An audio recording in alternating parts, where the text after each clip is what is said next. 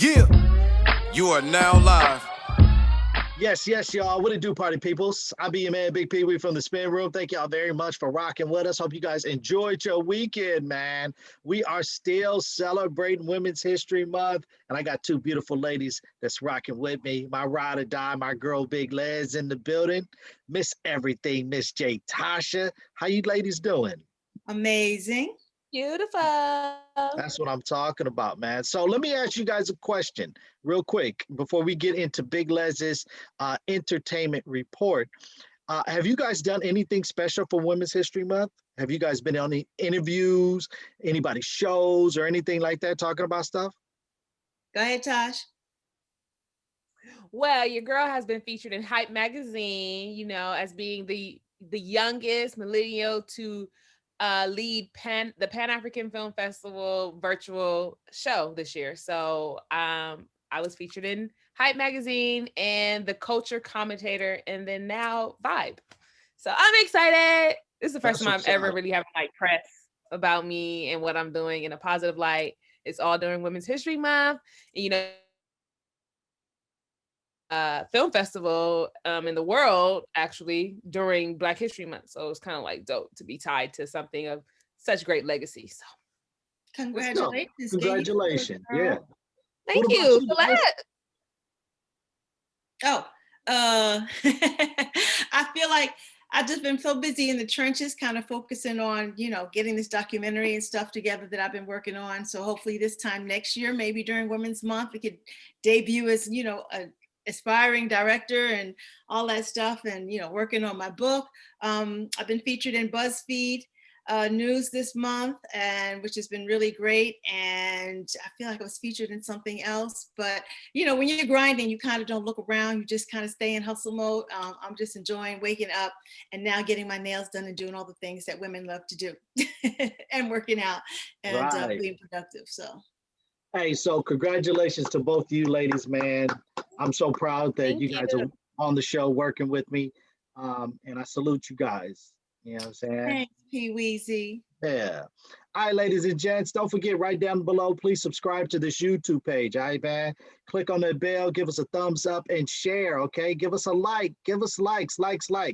Also, we're on all podcast platforms. So anywhere that you get podcasts, Apple, Google, Spotify, or Anchor, you can get the Spin Room there, man. All you got to do is search the Spin Room. That's THASPINROOM. All right, Big Les, entertainment report. Take it away. Let's go. Lots to catch up on. First, we want to send our condolences to boxer, marvelous Marvin Hagler. We all know him. He's a middleweight champion from 1980, and then he lost to Leonard at Caesar's Palace in Las Vegas back in 1987. His records are 62-3-2, 52 knockouts from like 73 to 87. Unfortunately, his death came with some controversy where everyone was saying that he died due to having the vaccine, a reaction from the COVID-19 vaccine. And his wife made it very clear that that was not the case. Her name is Kay Hagler, and she's gone on social media and she has said, quote, "I am the only person that knows how things went. Not even his family know all the details, and I do not accept to read some stupid comment without knowing really what happened." She posted this on his Facebook or for his fans' Facebook group as well. And she said, "For sure, it wasn't the vaccine that caused his death. My baby left in peace with his usual smile, and now it is not time to talk nonsense." So there was speculation that came after an Instagram post surfaced from his fellow former boxer Thomas Hearns, who we all know was one of Hagler's rivals in the ring. So they say that this anti-vaccine contingent story ran because of that, but she is saying that those are nothing but rumors, and we're just going to leave his legacy as it is and let him rest in peace. So absolutely. Did they say how he passed though? No, they haven't disclosed anything else. So look at your face. Well, I mean, because I'm against the vaccine, and I was gonna ask you if y'all was gonna do the vaccine, but for me, it's like if he was fine before, then he gets the vaccine, that can cause some type of reaction, whether it's now or later. Just injecting yourself with different type of chemicals that you don't know how your body will react to, and it could have probably ultimately caused it. But if they don't have a actual cause of death, then yeah. But we also don't know too what his pre-existing conditions and stuff were, if that were in fact the case, or if he had been ill before. So nobody had really been keeping up with that stuff. So if anybody would know, she does, and she can put her baby to rest however she wants to. Absolutely. Yeah, I do want to say congratulations to our boy DJ D Nice. Not only has he been celebrating because it made an absolute year that we have been in quarantine, and club quarantine has surfaced, but in the Bronx Borough president declared March 19th officially Club Quarantine Day. So congratulations to him. We're going to talk a little bit more about D Nice later on, because he's got a new album coming out that's got Neo. He's working with Jimmy Jam and all this stuff. So amazing things to him. But I did want to make sure that you guys knew that the Bronx is representing for your boy D Nice. So that's amazing. Is that the Bronx? BX, baby, BX. Yeah, all right. I had to make sure I wasn't for sure. Well, that's funny, because the only thing you need to pull up is West Side. I'm just playing. Funny. All right, shout out to Pharrell and nightclub mogul David Grutman. They are finally accepting bookings because they opened up a hotel in Miami. It's called the Good Time Hotel, right there in Miami Beach. 266 rooms, waterfront establishment. They're kind of describing it as a Wes Anderson film. Now, Wes Anderson, the director who gave you films like The Royal Tenenbaums, The Life Aquatic with Steve Zissou, The Grand Budapest Hotel, all beautifully shot films, and it is right there overlooking Washington Avenue. So if you know, that's major shopping, major sexiness, major alcohol, major food, major parties, the whole bit. And Pharrell describes it as good vibes, good energy, good karma, good food, good music, good environment, good vibration. And he's like, come there one way and then you leave there vibrating. They're calling it the spiritual Wi-Fi. So congratulations to him. The Good Time Hotel in Miami. Let's get our bookings. I say we take a spin room road trip. Well, not now, but you know. Yeah, hey, stop it, Jay Tasha. Knock it off. Stop it, Jay Tasha. I saw, what did Les say? She said it'll leave you vibrating. And then she's talking about, let's take a road trip, huh? As soon as Les said that, Jay Tasha said, what? Vibrating.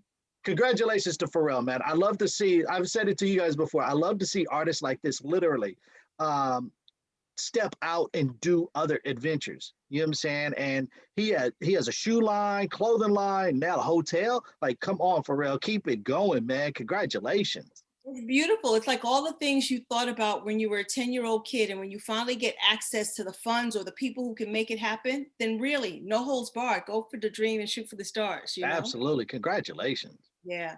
Props to Russell Westbrook. He is opening middle school and high school in South Los Angeles. Now, congratulations to him. He's doing it in partnership with the LA Promise Fund.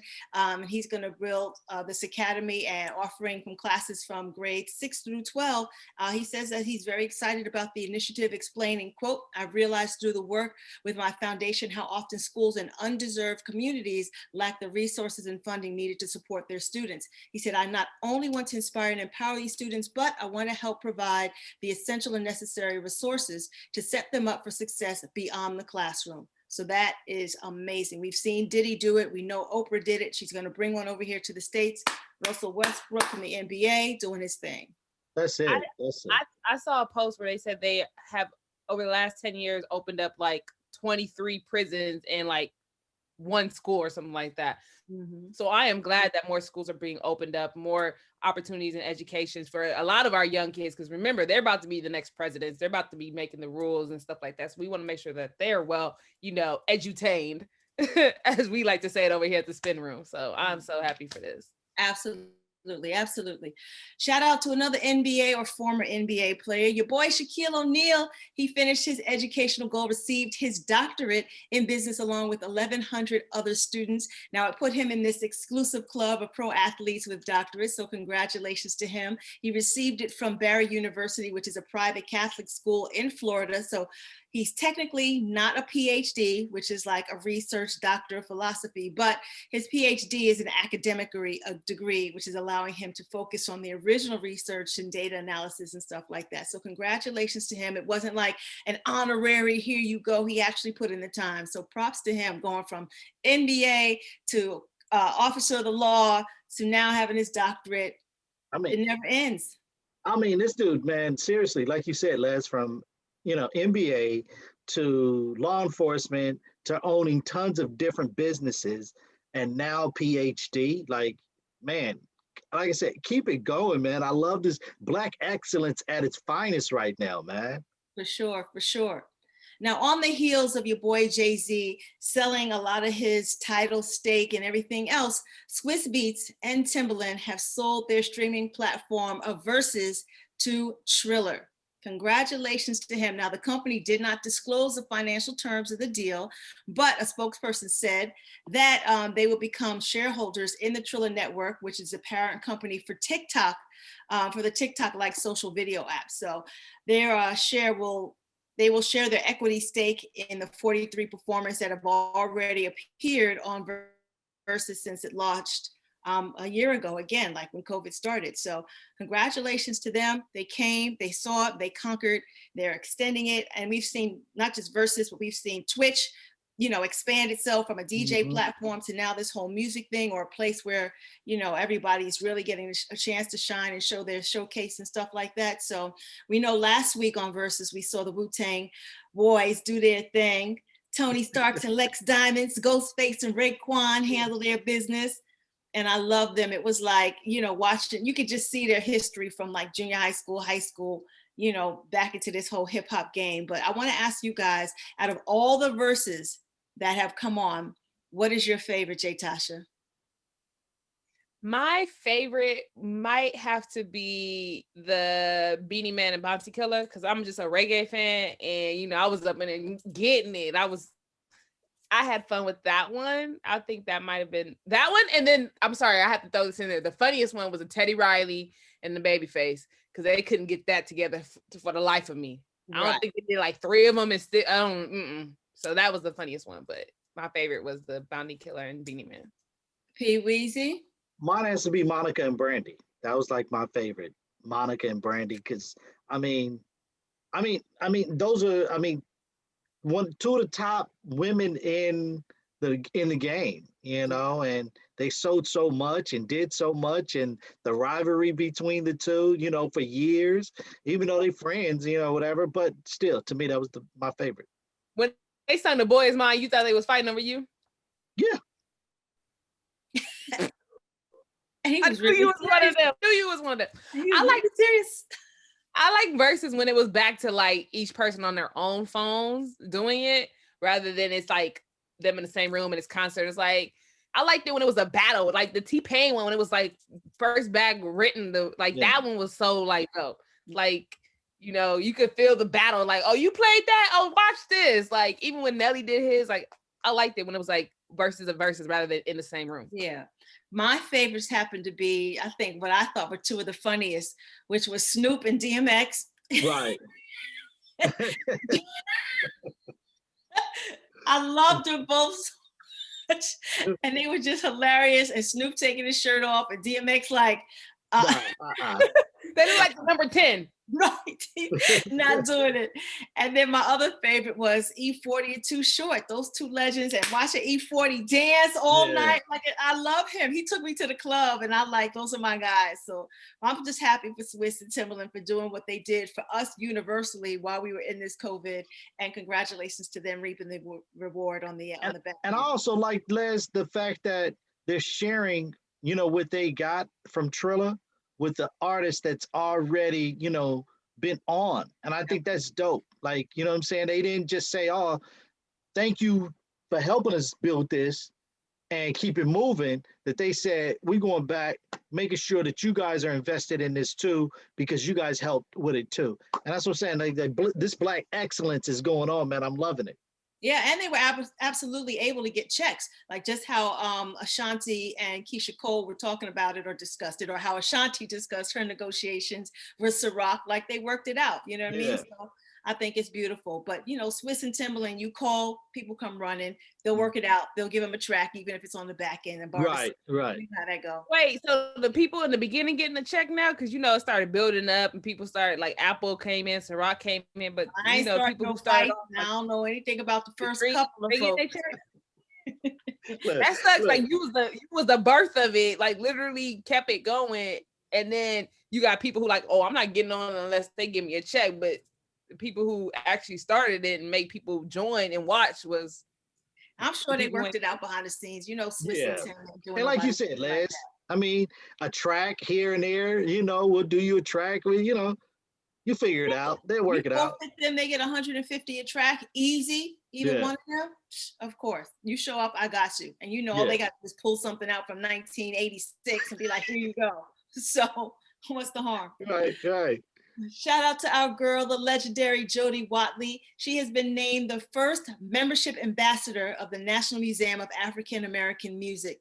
Now, that museum, of course, is located in downtown Nashville, which is really not just considered the home of country music, but really some authentic, amazing writers too, you know, who come out of there. So, and the museum tells the story of America's music and the people that made it. So I'm glad that she's there to not only make sure that that museum brings all the diversity of all the country music artists and jazz musicians and whoever, but as well as getting African Americans on the membership and on board as well. So congratulations to our girl from Shalimar, Jody Watley. That's what's up. Congratulations. Yeah, for sure. Now let's do our Grammy recap. Let's get into it. We didn't get a chance to talk about anything, so let me give some highlights and then I'll ask you guys what it is. Let's say congratulations to our girl, Beyonce, for breaking records, the most wins by a singer in the Grammy history. Now, it came after she was accepting the prize, right, for Best Rap Song with her girl, Megan Thee Stallion, by the side, Houston represent for Savage. And then Trevor Noah just kind of threw a curveball at them while you're watching the show, saying congratulations. And at that time, she had won 27, tying with country singer Alison Krauss. Well, as the night started to go on, and she won another song for Best R&B Performance with Black Parade, she set the record for winning 28 Grammys by a singer. So congratulations to her. And then she also in her speech said congratulations to her 9-year-old beautiful Blue Ivy, who happens to be the second youngest to win a Grammy. This would actually be her first, but she's the second youngest in Grammy history. And she won for Brown Skin Girl, which we all know that was featured on Beyonce's Lion King, The Gift album. But that record is held by Leah Peasall, who won for 2001, and she was 8 years old. So congratulations. Props to our boy Nas. We know Nas has been around 25 years, 13 nominations in total, and finally at the age of 47, my Queen's homie from NYC won for Best Rap Album, his 13th album, King's Disease. Congratulations to him. I know he's happy. He's been celebrating all over Instagram, having little private sets with all the people who worked on the album. So I've seen the pictures. It's really dope.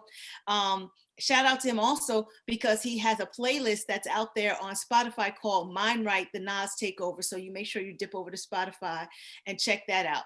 And him winning this album, to me, even though this album really is dope, it's kind of like Denzel winning for Training Day and not Malcolm X or Hurricane, right? Because you had Illmatic, you had, you know, Nas, you had all the world, like all of those classic albums, and this is the one. But when the universe says it's time, it's time. Yep, it's time. Man, I'm glad he got it though, man. Congratulations. Yeah, for sure. I want to also say congratulations to our girl Spenderella. I mean, we all know that Salt and Pepper in total did receive the Lifetime Achievement Award, but Spenderella was extremely, extremely happy. She posted on IG. They did not forget her. They were included. The Grammys included her. And so she wanted to say thank you to all the fans and all the people who supported her. And I was very happy to see that. Yeah, man. And I just talked to her the other day too. So shout out to Spen. Yeah, that's the girl. Tiffany Haddish, congratulations to her. She won a Grammy for Best Comedy Album. A woman has not won one since 1986, and this would make her, I believe, the second Black woman to have won it behind Whoopi Goldberg. So congratulations to your girl, Tiffany Haddish, for winning Best Comedy Album, and she was surprised how that happened to her, and we're going to actually cut the video in so you guys can see her as she was shooting her show with her young kids. Kids say the damnedest, darndest things. For me, I'm just happy with being nominated personally. I've been nominated a couple times. You say what? You've been nominated a couple times. Yeah, I've been nominated a couple of times for some things. But I just and won I a Grammy. I just what? You just won a Grammy. Just love being nominated. I just won a Grammy? No. Are you serious? I'm not lying. I'm telling you the I truth. mean, wait. Y'all see this thing in my ear? Y'all see this in my ear? Tell them all you just won a Grammy.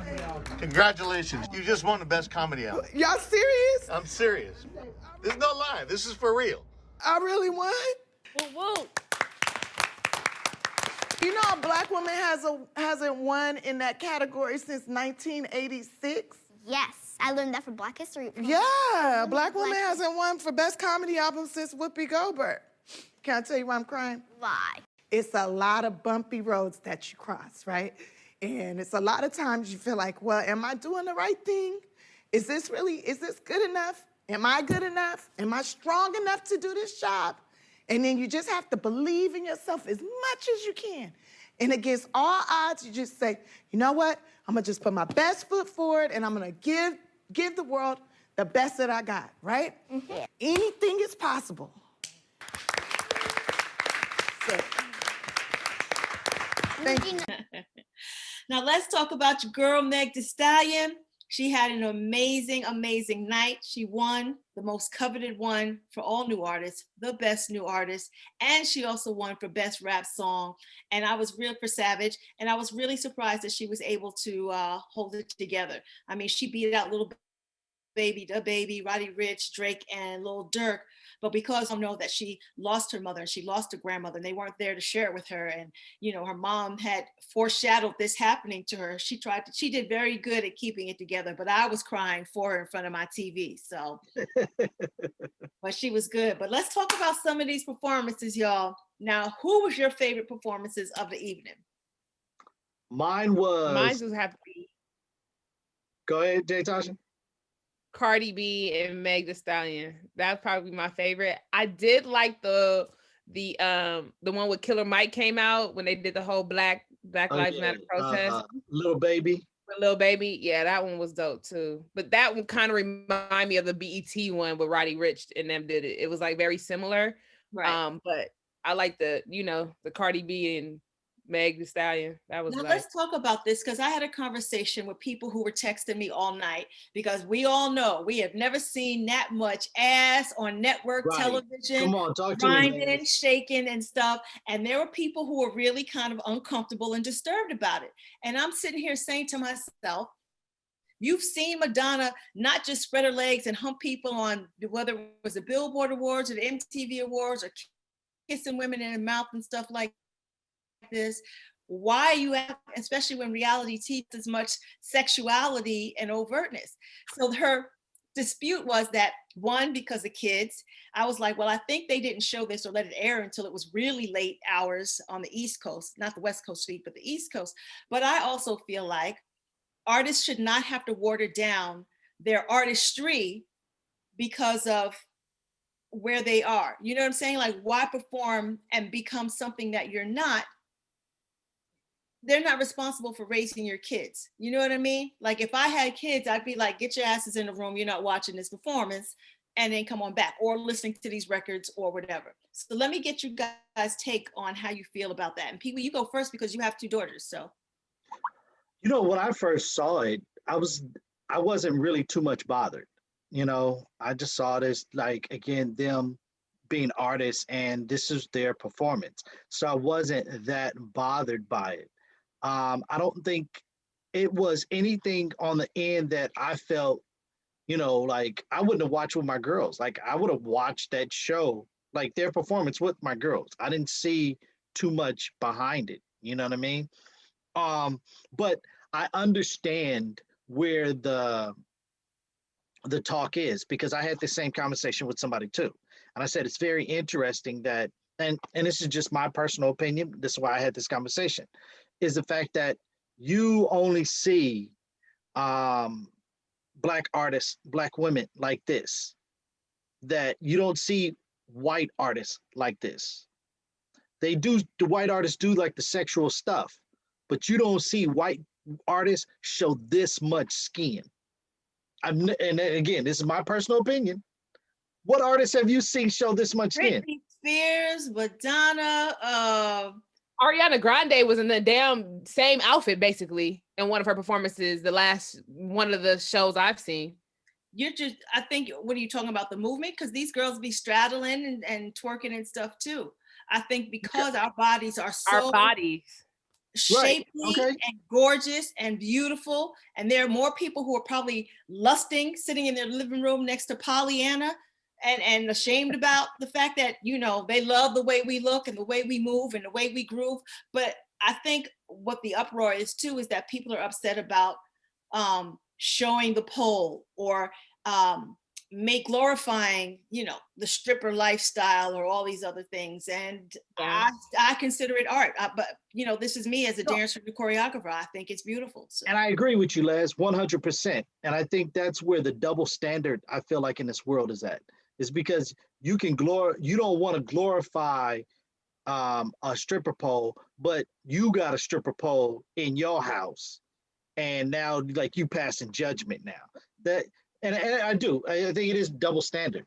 But I mean, I thank you guys for edutaining me. Absolutely, Jay Tasha, get it off your tongue, girl. Okay, well, there's multiple things I'm going to go ahead and say up in this. With the last comment you said, Pee Wee, about having a stripper pole in your home and glorifying it, what you do in your home in the private of that's cool, but when you put it out there for the public, then that's a different story. I don't see what the difference is. Just saying that. The difference is certain things are in private. If that's the case, then everybody should walk around naked. Everybody should, if you know, certain things are not supposed to be out there. Like, I'm just saying, like, you be at the beach and somebody's in a thong versus a full one piece. Who says that that's the rule?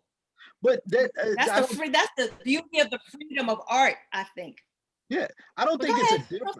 And then the next thing about it, I think why people were so not necessarily upset, but just did not agree with it, is because of the actual song itself and what the song itself is saying. So if she was over there talking about praise the Lord dressed in the same outfit, it probably, well, maybe not. Maybe not. Well, if she was just talking about, you know, a love of her life dressed in the same outfit, I don't think it would have been an issue, you know, of her body or whatever the case may be. But the fact that the song is WAP, that's putting icing and sprinkles on the cake. But let's talk about this song, because African Americans across the planet could not alone have made this song number one. All the little white, Asian, Latino men, women, churches, wherever, downloading, whether it's the clean version or the dirty, break records for streaming, album sales, all of that. So they are responsible. People who are watching the Grammys are responsible for making this a number one hit. I agree with that. That's why I said this is probably why, right? This is probably why people are upset, or not upset, but like, you know, the outfit, the pole, and the song. It's like, sheesh, you might as well just go ahead and put, you know, Pornhub.com on here. Call it a day. I'm glad they did it. I'm absolutely glad that they allowed them to be who they are and who people have supported them to be without them, you know, having to do it behind closed doors. That's right. All of America has been tapped into these girls, and here it is in your face. And now the FCC has had to open their parameters of, you know, what's on TV. They've been opening it anyway. So, but I hear what you're saying. I mean, to each their own. I'm just happy that their freedom didn't get stifled. And congratulations to Jesse Collins and everybody else who worked on that to let it shine. My favorite performances were, I love Doja Cat. She did Say So, which is great. But Silk Sonic, Bruno Mars. That was mine. I was going to say that. That was mine. Woo! I mean, I've seen Bruno in concert a million times. I've seen Anderson at least 2 times. Them together made you want to like start vacuuming your house on a Saturday morning and like think you was watching Soul Train. Like, hey, them suits with the butterfly collar, I was like, these guys is getting it, man. Like, seriously. And the way it was so old school, like it was 3, and then the lead singer's over here, and you can see Bruno and Anderson .Paak switch. You know, they get their dance. Like, I love that. Was my favorite performance, no doubt. That was synchronicity in its best. They sounded good.